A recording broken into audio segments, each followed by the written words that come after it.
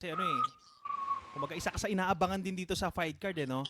Kung may chance na, ano, bigyan ka ng chance na, for example, nagka-sparring kayo ni na Oya Inoue, no?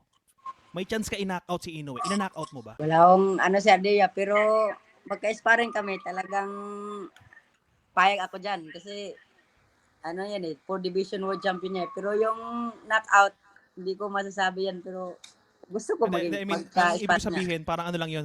Kaya ako tinanong yun para makita ko yung personality mo. Ano bang klaseng personality ni Ariel Antimaro sa ring?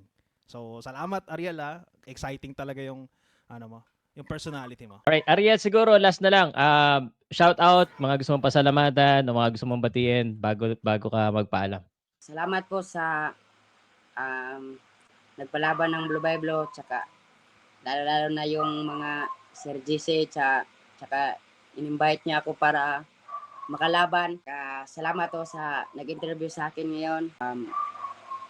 Ano na po, first time ko po kasi yung interview ngayon, tsaka malaking opportunity po sa akin ngayon.